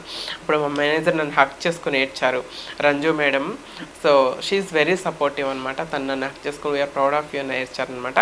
అప్పుడు ఆ డైవర్సిటీ అండ్ ఇంక్లూజన్ పాలసీలో కొంతమంది గెస్ట్లు వచ్చారు, అందరు స్పీచ్లు అయిపోయినాయి. దాని తర్వాత నేను కూడా నా లైఫ్ జర్నీ కొంచెం షార్ట్ కట్లో ఇలా వచ్చానని చెప్పాను, అందరూ అప్రిషియేట్ చేశారు. ఎన్ని రోజులు మనతో పనిచేస్తున్న హర్షిని ట్రాన్స్ మెన్ అని నన్ను ఇంట్రడ్యూస్ చేశారు. తర్వాత అప్పటి వరకు నేను అమ్మాయిలాగా ఉన్నా, అందరూ నాతో చాలా క్లోజ్ ఉన్నారు, అందరూ మంచిగా ఉన్నారు, క్లోజ్గా ఉన్నారు కదా. నాకు ఒక భయం ఉండే, నెక్స్ట్ డే ఆఫీస్కి వెళ్తే ఎలా ట్రీట్ చేస్తారు, ఎందుకంటే ఇప్పుడు అందరికి ట్రాన్స్ అని తెలిసిపోయింది అని ఒక భయం ఉండే, అదో టెన్షన్ ఉండే. కానీ నెక్స్ట్ డే ఆఫీస్కి వచ్చిన తర్వాత everybody appreciating me, we are proud of you Harshini. ఒక అమ్మాయి అబ్బాయి ఒక చిన్న విలేజెస్లో మారుమూల గ్రామం పల్లెటూరులో దళిత కుటుంబంలో పుట్టిన నువ్వు ఈ స్టేజ్కి రావటం, ఇన్ని అవమానాలు అవహేళనలు బట్టి ఒక సాఫ్ట్వేర్ జాబ్ చేయటం అంటే నాట్ అండ్ సింపుల్ థింగ్, నువ్వు అని అందరూ సపోర్టివ్ అనిపించింది, చాలా హ్యాపీ అనిపించింది. మనకి ఇప్పటికీ నాకు కంపారిజన్ చేసుకుంటే మేడం, నార్త్ కల్చర్కను మన తెలుగు సౌత్కి చాలా డిఫరెన్స్ ఉంటుంది. ఎందుకంటే ఇక్కడ కొంచెం ట్రాన్స్ అనగానే ఒక డిఫరెన్షియేషన్ అనేది కనిపిస్తుంది, అక్కడ నన్ను చాలా బాగా చూసుకున్నారు. యూనో నార్త్ వాళ్ళకి శారీస్ కట్టుకోవటం ఇది ట్రెడిషనల్ రాదు కదా, ఎక్కువ మోడర్న్ ఉంటాను అనమాట. ఆఫీస్లో ఏమన్నా ఈవెంట్స్ ఉన్నా ఫెస్టివల్స్ ఉన్నా అందరు శారీస్ పట్టుకుని వరుసగా నించిన వాళ్ళు. అంటే నేను శారీ డ్రాపింగ్ బాగా చేస్తాను కదా మన సాఫ్ట్, హర్షిని నాకు శారీ కట్టవా, నారీ శారీ కట్టవా, అందరం ఒకే రూమ్లో శారీస్ డ్రెస్లు మార్చుకోవటం కానీ. And because I completely female I became. So అట్లా నేను ట్రాన్స్ అని అక్కడ కూడా ఒక చిన్న గ్యాప్ కూడా నాకు అనిపించలేదు, అక్కడ చాలా మంచి అట్మాస్ఫియర్ వచ్చింది నాకు. ఆ తర్వాత మోడలింగ్ ఇవన్నీ మోడలింగ్ అంటే నా ఫ్యాషన్ మేడం. చిన్నప్పటి నుండి కూడా నాకు టీవీలో మూవీస్ చూసినప్పుడు, ర్యాంపాక్స్ చూసినప్పుడు నేను అలా వాక్ చేయాలి, నేను అలా యాక్ట్ చేయాలి, నన్ను స్క్రీన్ మీద చూసుకోవాలని ఒక డ్రీమ్ అనమాట. సో నేను సాఫ్ట్వేర్ జాబ్ చేస్తున్నా, అప్పుడు తమ్ముడు స్టడీ కంప్లీట్ అయిపోయి జాబ్ చేస్తున్నాడు. ఫైనాన్షియల్గా వీఆర్ ఓకే నౌ. అప్పటి వరకు ఫైనాన్షియల్ కష్టం, డబ్బులు కావాలి, సంపాదించాలి, బ్రతకాలి, తమ్ముడికి సపోర్ట్ చేయాలి, ఇంట్లో సపోర్ట్ చేయాలి, నేను సర్వైవ్ అవ్వాలి డబ్బు కోసమనే జాబ్స్ అనే కష్టం అనమాట. ఇప్పుడు I decided now my turn, I want to fulfil my dreams. నా డ్రీమ్స్ చిన్నప్పటి నుండి నేను because of my gender, because of my body నేను ఏమైతే చేయలేకపోయానో అవన్నీ చేశాను. ఇప్పుడు ఇంకా నా టర్న్, ఇప్పుడు నా కోసం నేను చేసుకోవాలి. ఇప్పటి వరకు ఫ్యామిలీ కోసం చేస్తానా, లేకపోతే తమ్ముడి కోసం చేస్తానా, లేదా సొసైటీలో డిస్క్రిమినేషన్ వల్ల నేను అలా ఉన్నానా, అయిపోయింది. ఇప్పుడు నేను అమ్మాయి అయిపోయాను, ఇప్పుడు నా టర్న్ వచ్చేస్తుంది, నా కోసం నేను ఏదైనా చేసుకోవాలి, నా మనసును తృప్తిపరచుకోవాలి, నా కోరికలు తీర్చుకోవాలి, నా డ్రీమ్స్ని ఫుల్ఫిల్ చేసుకోవాలని నిర్ణయించుకున్నాను అనమాట. అప్పుడు మోడలింగ్ గురించి టచ్ కూడా ఏం లేదు, నాకు కోరికలు ఆశలు అయితే ఉన్నాయి కానీ టచ్ లేదనమాట. 2018లో మిస్ ట్రాన్స్ క్వీన్ ఇండియా 2018కి ఆడిషన్స్ పెట్టారు. ఆడిషన్స్లో సెలెక్ట్ అవుతాను అని కూడా అనుకోలేదు. నేను ఆడిషన్స్కి వెళ్ళాను. ర్యాంప్ వాక్ ఫస్ట్ టైం చేశాను అనమాట. ర్యాంప్ వాక్ చేశాను. ర్యాంప్ వాక్ తర్వాత క్వశ్చన్ అండ్ ఆన్సర్ రౌండ్ అయిపోయింది. This set you are selected. So I'm very happy. ఆడిషన్స్కి చాలా మంది వచ్చారు, అరౌండ్గా ఒక 20-25 మెంబర్స్ వస్తే అందులో నేను సెలెక్ట్ అయ్యాను ఒకదాన్ని. I feel happy.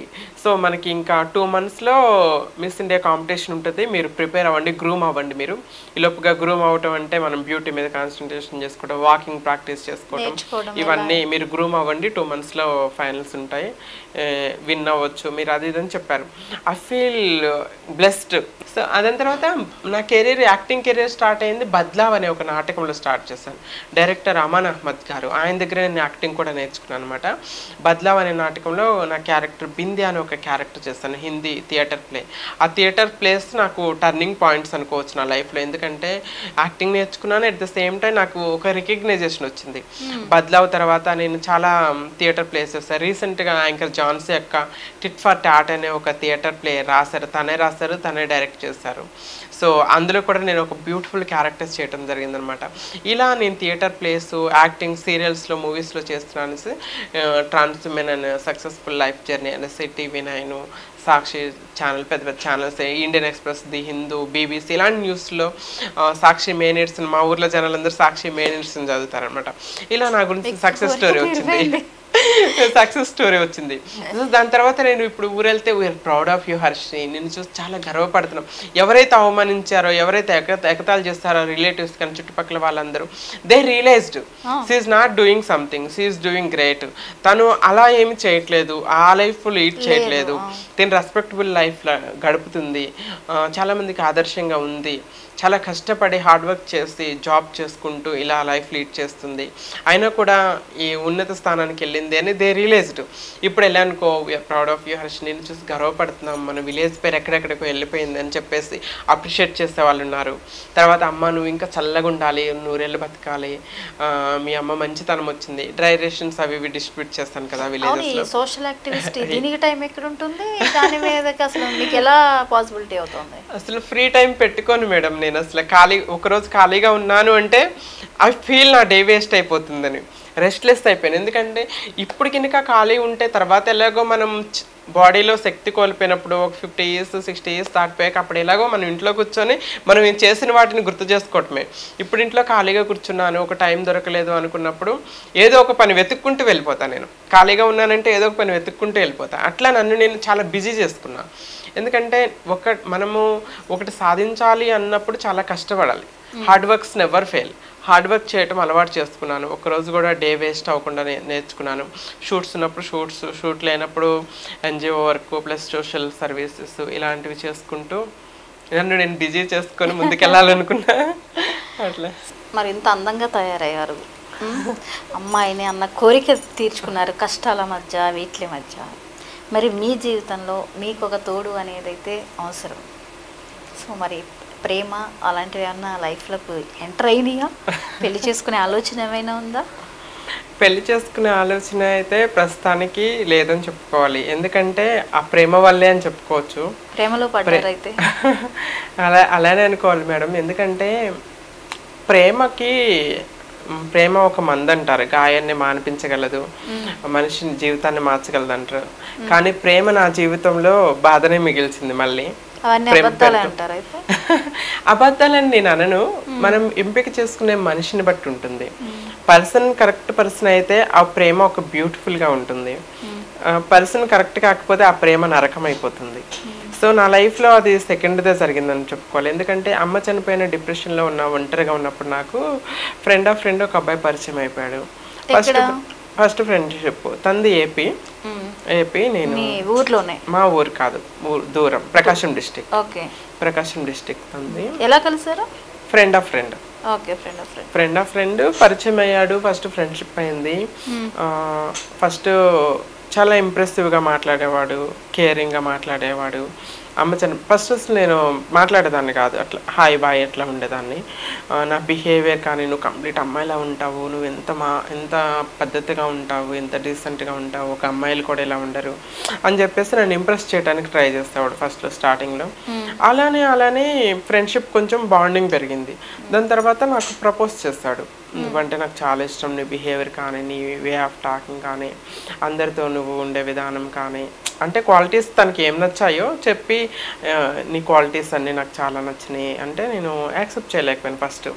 ఎందుకంటే నేను పిల్లల్ని కనలేను, ఎందుకంటే సొసైటీలో చాలామందిని చూస్తున్నాము ఆల్రెడీ ప్రేమించడము, కొంతకాలం టైంపాస్ చేసి తర్వాత వేరే అమ్మాయిని పెళ్లి చేసుకొని ఆ తర్వాత బాధ ఒంటరితనం. నేను అట్లానే లైట్ తీసుకుని నాకు ఇష్టం లేదు అని కొంచెం లైట్ తీసుకుని ఫ్రెండ్స్గానే ఉందామని చెప్పాను. తర్వాత తను ఇంకా నేను అందరిలాగా కాదు, మీ అమ్మాయి నీకు తోడుండమని పంపించింది, నువ్వు ఏడుస్తున్నావు ఉన్నావు, నువ్వు ఒంటరిగా ఉన్నావు అని చాలా డైలాగ్ చెప్పాడు. అట్ ద సేమ్ టైం తన కేరింగ్ కూడా మంచిగా అనిపించింది నాకు. ఐ ఫీల్ మీరు అన్నమాటే మనకంటూ ఒక తోడుండాలి, బాధనైనా ఆనందాన్నైనా షేర్ చేసుకోవడానికి ఒక తోడుండాలి పర్సన్. అందులో ఈ అబ్బాయి చాలా కేరింగ్గా ఉన్నాడు, నన్ను మంచిగా చూసుకుంటున్నాడు, చాలా బాగా ఇష్టపడుతున్నాడు. ఇలాంటి అబ్బాయిని మిస్ అయితే మళ్ళీ నాకు అలాంటి తోడు దొరకదేమో సో అని నేను కొంచెం రియలైజ్ అయ్యి తను చూపించే కేర్కి, తన ఎఫెక్షన్కి నేను కూడా అట్రాక్ట్ అయిపోయాను. దాని తర్వాత అది కొంచెం ప్రేమగా మారింది మాది. అరౌండ్గా మేము 4 years రిలేషన్షిప్లో ఉన్నాము. 4 years రిలేషన్షిప్లో ఉన్నాము. నేను లేకపోతే చచ్చిపోతాను అన్నాడు. ఒక్కరోజు ఫోన్ మాట్లాడకపోతే, నేను అప్పుడు ముంబైలో వర్క్ చేసేదాన్ని, ముంబైలో ఎయిర్పోర్ట్లో దిగేసి నీతో మాట్లాడకపోతే నేను ఎలా ఉంటాను, వచ్చేస్తానని చెప్పేవాడు. ఒక్కరోజు ఫోన్ మాట్లాడకుండా ఉండలేని మనిషి. నేను ఐ ఫీల్ బ్లెస్డ్, నేను ఎంత అదృష్టవంతురాల్ని, ఇంత ప్రేమించే అబ్బాయి నాకు దొరికాడు అని నేను ఫీల్ అయ్యేదాన్ని. ఇంకేం అక్కర్లేదు. యూనో తనకి సోషల్ మీడియా వాడటం ఇష్టం లేదన్నాడని నేను ఫేస్బుక్ అవన్నీ కూడా అన్ఇన్స్టాల్ చేస్తాను. అంటే నేను కూడా అంతే ఇష్టపడ్డాను. తను నాకు ప్రేమిస్తున్నప్పుడు నేను కూడా అంతే ప్రేమించాలని చెప్పేసి చాలా ఇష్టంగా ఒకరి కోసం ఒకరు త్యాగాలు చేసుకోవటం, ఒకరి కోసం ఒకరు సాక్రిఫైస్లు, ఒకరి కోసం ఒకరు ప్రేమను పంచుకోవటం, ఆనందాన్ని పంచుకోవటం, ఇద్దరం ఒకటిలాగా చాలా క్లోజ్ అయిపోయాం అనమాట. 4 years చాలా హ్యాపీగా గడిచిపోయింది. తనకి హెల్త్గా బాగాలేనప్పుడు కూడా నేను దగ్గరుండి బాగా చూసుకున్నా. అప్పుడు చాలా కాంప్లిమెంట్స్ కూడా ఇచ్చాడు. మా అమ్మలాగా చూసుకున్నావు నువ్వు, నేను లైఫ్లో నేను ఎట్లా మర్చిపోలేనని ఏడ్చాడు. నేను చూసుకున్నా. హాస్పిటల్ అడ్మిట్ అయితే నేను తిండి నిద్ర మానేసుకొని హాస్పిటల్లో నుండి తనకు సర్వ్ చేసి చాలా బాగా చూసుకున్నా. మా అమ్మ కన్నా బాగా చూసుకున్నావు, అమ్మ కన్నా బాగా చూసుకున్నావు అని ఎవరు చెప్పినా నమ్మలేం కానీ, ఎందుకంటే కానీ అమ్మలాగా చూసుకున్నావు అని చెప్తే ఓకే అనుకోవచ్చు. అమ్మ కన్నా బాగా చూసుకున్నావు అన్నాడు. అప్పుడన్నా నాకు డౌట్ రాలేదు, బిస్కెట్ వేస్తున్నాడు ఏమో అన్నాడు. తర్వాత తను బిజినెస్ చేసేవాడు, real estate business. Well settled, parents settled, parents well settled కాబట్టి ఇతను కూడా సెటిల్డ్ అనుకోవచ్చు. ఇంకంతే అంతే. అన్నయ్యకి మ్యారేజ్ అవుతున్నా అన్నాడు. అన్నాడు. అసలు నేను సడన్ గా బ్లాంక్ అయిపోయా. అసలు ప్రపంచం ఇదైపోయింది నాకు. సడన్ గా నాకు చెప్పలేదు అబ్బాయి అని, ఏమీ తెలియదు, ఏం లేదు. అసలు నాకు డౌట్ కూడా రాకుండా మేనేజ్ చేస్తున్నాడు. రోజు ఫోన్ మాట్లాడుతున్నాడు, గొడవలు ఏం లేవు, రోజు ఫోన్ నడుస్తుంది, ఎవ్రీథింగ్ నడుస్తుంది. I was shocked. అప్పటికప్పుడు నేను ఫ్లైట్ బుక్ చేసుకొని, నాకు తెలిసింది అప్పటికప్పుడు నేను ఫ్లైట్ బుక్ చేసుకొని గన్నవరం ఎయిర్పోర్ట్లో ఫ్లైట్ దిగాను. నేను ఇట్లా వచ్చాను, ఇట్లా అంటా నీతో మాట్లాడాలంటే అబ్బాయికి అర్థమైపోయింది. ఇంకా నేను వచ్చేసా, నన్ను కలవడానికి రాలా. ఆ అబ్బాయి ఎప్పుడు ముంబై వచ్చి ఫ్లైట్ దిగానన్నా మా ఇంటికి వచ్చినా నేను రిసీవ్ చేసుకుని ఎంతో ప్రేమగా చూసుకునేదాన్ని. ఆ బాధ నిండిన హృదయంతో, కళ్ళ నిండా కన్నీటితో, మనసు నిండా బాధతో నేను అసలు ఎందుకు నాకు అన్యాయం జరిగింది, నేను అన్నీ తెలిసే కదా మనం రిలేషన్షిప్లోకి వెళ్ళాము, తను లేకపోతే నేను బ్రతకలేనన్నాను, నేను లేకపోతే బ్రతకలేనన్నాడు. ఇప్పుడు సడన్గా నన్ను ఒంటరిగా వదిలేసి పెళ్లి చేసుకోవడం ఏంటి, ఏదో మిస్టేక్ జరిగిందా క్లారిఫై చేసుకుందామని నేను వస్తే నన్ను నైట్ మొత్తం ఎయిర్పోర్ట్లో వదిలేస్తాడు. పికప్ చేసుకోవడానికి రాలేదు. అడిగితే నేను ఫోన్ ఆపేశాడు. నేను అక్కడున్నాను ఇక్కడున్నానని చెప్పాడు. ఏడ్చుకుంటా బాధతో నేను అక్కడే ఉండి ఇంటికి వెళ్ళిపోయి, మా ఊరి దగ్గరే ఇంటికి వెళ్ళిపోయి అక్కడ ఉంటే, నెక్స్ట్ డే నేను నీతో మాట్లాడాలి, నేను క్లారిఫై చేసుకోవాలి, నువ్వు వస్తావా, నేను మీ ఇంటికి వస్తానన్నా. ఆ ఇంటికి వస్తే అతను పరువు ఎడబోతుందని భయపడేసి నన్ను కార్లో తీసుకెళ్ళి ఒక చీరల్లో ఒక హోటల్ రూమ్ బుక్ చేసి మనం డిస్కషన్ పెట్టుకున్నాం. భయంకరమైన డిస్కషన్ అయింది. నేను బాధ కదండి, బాధ వేదన నాకు తెలియకుండానే నేను గొడవ చేస్తాను అబ్బాయితో. భయంగా నాకు ఎందుకు మోసం చేస్తావు, నా శరీరాన్ని వాడుకుని వదిలేసిన క్షమించదాన్ని కానీ నువ్వు నా మనస్సును వాడుకున్నావు. యూనో కదండి, శరీరానికైన గాయం కాలంతో పాటు మానిపోతుంది, మందులు ఉంటాయి ఇంజక్షన్స్, కానీ మనసుకైన గాయానికి ఏ మందు ఉండదు కదండి. అందులో అప్పుడే నేను అమ్మ చనిపోయిన బాధలో ఉండి బయటకు వచ్చాను, తను పరిచయం అయిపోయాడు. అప్పుడు మళ్ళీ నాన్న చనిపోయాడు, నాన్న చనిపోయిన బాధలో ఉండి వచ్చాను. 1 by 1 స్టెప్ బై స్టెప్ నాకు దెబ్బ మీద పుండు మీద కారం చల్లినట్టుగా ఒకటి దానితో అమ్మ చనిపోయినప్పుడు ఆ డిప్రెషన్లో పరిచయం అయిపోయాడు. నాన్న చనిపోయినప్పుడు ఇతనే ఉన్నాడు, కొంచెం కేరింగ్గా నువ్వు బాధపడ మాకు, నేనున్నా నీకు లైఫ్ లాంగ్ ఉంటానని ధైర్యం చెప్పాడు. అప్పుడు అమ్మ నాన్న చనిపోయిన బాధలో ఉండి అప్పుడే బయటకు వచ్చాను. వెంటనే వీడు కూడా నాకు హ్యాండ్ ఇచ్చేస్తాడు. అంధకారం అయిపోయింది నాకు, ఫోర్స్ఫుల్ అయింది నాకు ఇంట్లో వాళ్ళు. అదే రీజన్స్ ఏయో సిల్లీ రీజన్స్ చెప్పాడు మేడం. సిల్లీ రీజన్స్ అంటే మనసుంటే మార్గాలు ఎన్నో ఉంటాయి. ఖచ్చితంగా నిన్నే పెళ్లి చేసుకుంటాను అని అనుకుంటే పేరెంట్స్ వీళ్ళు యాక్సెప్ట్, ఒకళ్ళు యాక్సెప్ట్ చేయకపోయిన తర్వాత యాక్సెప్ట్ చేస్తారు. ఎవరిని నమ్మాలన్నా భయం వచ్చింది, ఎందుకంటే మనసుకు తగిలిన గాయాలు అలాంటి ఒకదాని తర్వాత ఒకటి మనిషి నమ్మించి మోసం. యూనో కదా మేడం, మనిషి ఒంటరిగా ప్రయాణం చేయడం అంత డిఫికల్ట్ అనిపించదు. కొంత దూరం చేయబట్టుకొని ఒక మనిషి ఒంటరిగా ప్రయాణం చేస్తున్న మనిషి మధ్యలోకి దారిలో వచ్చి చేయబట్టుకొని కబుర్లు చెప్పుకుంటూ నవ్వుకుంటూ సంతోషంగా కొంచెం దూరం వెళ్ళాక అక్కడ చేయి వదిలేసి వెళ్ళిపోతే అక్కడ నుండి అడుగు ముందుకు పడదు. నా సిచ్యువేషన్ అలా అయిపోయింది. వీడి కోసం నేను ఇన్ని చేశాను, తన కోసమే, తనే ప్రపంచం అనుకున్నాను, అమ్మ నాన్న తనే అనుకున్నాను, తను ఏదంటే అది అనుకున్నాను, నేనే ప్రపంచం అన్నాడు, ఇప్పుడు వెళ్ళిపోయాడు. చాలా చాలా బాధపడ్డానండి. ఎవ్రీడే ఒక మూవీకి వెళ్ళేదాన్ని, కొన్ని రోజులు రూమ్లో బయటకు వచ్చేదాన్ని కాదు. తర్వాత నా కజిన్స్ ట్రాన్స్ కమ్యూనిటీలోనే నేహ అని ప్రవళిక అని నాకు మంచి ఫ్రెండ్స్ ఉన్నారు. వాళ్ళ అక్క నువ్వు మూవ్ అని అవ్వాలి, ఇంత చదువుకున్న దానివి. ఇప్పుడు మోస్ట్ ఆఫ్ ది ట్రాన్స్ కమ్యూనిటీలో సూసైడ్స్ ఎక్కువ అవుతున్నాయి అంటే బికాస్ ఆఫ్ ఈ పెయిన్ నుండి బయటికి రాలేక. ఏమవుతుందంటే ఇప్పుడు అట్లీస్ట్ నాకు తల్లిదండ్రుల ప్రేమ ఉందండి. ట్రాన్స్ కమ్యూనిటీ వాళ్ళకి ఏంటంటే తల్లిదండ్రులు ఇంట్లో గెంటేస్తారు, తల్లిదండ్రుల ప్రేమ ఉండదు, సొసైటీలో యాక్సెప్టెన్స్ లేదు. ఎవడో ఒక అబ్బాయి వచ్చి నేను ప్రేమిస్తున్నాను, గోరుముద్దలు తినిపించారు, తనే ప్రపంచం అనుకుంటది. తనంగా తను వెళ్ళిపోయాలకనే ఏం చేయాలో అర్థం కాక, ఆ స్ట్రెస్లో నుండి బయటికి రాలేక, చదువు తక్కువ ఉండటం వల్ల మన డిప్రెషన్లో ఎలా బయటికి రావాలి, సైకాట్రిస్ట్ దగ్గరకు వెళ్ళాలా, ఇలా ట్రీట్మెంట్ తీసుకున్న బయటికి రావాలి, అలాంటి నాలెడ్జ్ కూడా లేక సూసైడ్ చేసుకొని చనిపోతున్నారు. నేను కూడా దీంట్లో బయటికి రాలేక నేను సైకాట్రిస్ట్ దగ్గరికి వెళ్ళిన సిచ్యువేషన్స్ కూడా అదేం లేదు, కానీ సైకాట్రిస్ట్ దగ్గరికి వెళ్ళాను. ఎందుకంటే తర్వాత నన్ను నేను మోటివేట్ చేసుకున్నాను. నా నుండి ఏమీ ఆశించకుండా నన్నుగా ప్రేమించి నా కోసం తన లైఫ్ సాక్రిఫైస్ చేసుకుని నాకు ఈ గౌరవాన్ని ఇచ్చిన అమ్మ చనిపోతేనే బ్రతకగలుగుతున్నాను. వీడెంత అదొక ఆలోచన వచ్చింది. దాని తర్వాత నేనేమనుకున్నానంటే ఎవడు మిస్ నాలాంటి దాన్ని మిస్ అవటం వాడి దురదృష్టం. Because I did my 100%, I given my 100%. ఒక అమ్మలాగా చూసుకున్నాను, సేవ చేశాను, ప్రేమ చూపించాను. He still missing me, I know. అవును, మళ్ళీ జీవితంలోకి వచ్చాడా? తర్వాత నాకు మెసేజెస్ చేస్తాడు. అంటే నేను సెటిల్ అయిపోయి మంచిగా నేను హైదరాబాద్ షిఫ్ట్ అయిపోయి నా గురించి న్యూస్ రావటము, పేపర్స్లో న్యూస్ ఛానల్స్లో చూడటం. దాని తర్వాత నాకు అన్నిట్లో బ్లాక్ చేస్తే మెసెంజర్లో సంథింగ్ ఏదో మెసెంజర్లో నాకు మెసేజ్, అందరూ ఉన్న అనాథని నేను, నువ్వు ఉన్నప్పుడు కంప్లీట్ ఉన్నా, ఇప్పుడు జీరో ఉన్నాను నేను. అది I show you that message. అసలు నవ్వుకున్నాను ఆ మెసేజ్ చూసి. నేను జీరో అయిపోయాను, ప్రాణం లేని శవం లాగా బ్రతుకుతున్నాను, మనసు లేని మనిషిలాగా బ్రతుకుతున్నాను, నా మనసు నీ దగ్గరే ఉంది, ఏదో మహాభారతం రాశారు. నాకు కోపం రాలే, భయంకరంగా నవ్వొచ్చింది. మీరు ఇట్స్ ట్రూ, నవ్వొచ్చింది. అసలు ఏంట్రా వీడు ఇంత చిల్లరగా ఉన్నాడు ఏంట్రా అనిపించి నవ్వుకొని ఒకటి God bless you and your family, be happy with your wife and childrens అని చెప్పేసి బ్లాక్ చేశాను. ఫ్యూచర్ ప్రాజెక్ట్స్ ఏంటి? సినిమాల్లో కొంచెం బిజీ అయినట్టున్నారు కదా, ఏం కొత్త మూవీస్ ఏం చేస్తున్నారు తెలుగులో? ఇప్పటి వరకు సపోర్టింగ్ క్యారెక్టర్స్ ఎక్కువగా చేయడం జరిగింది మేడం. 2 సీరియల్స్ చేశాను, 2 వెబ్ సిరీస్ చేశాను.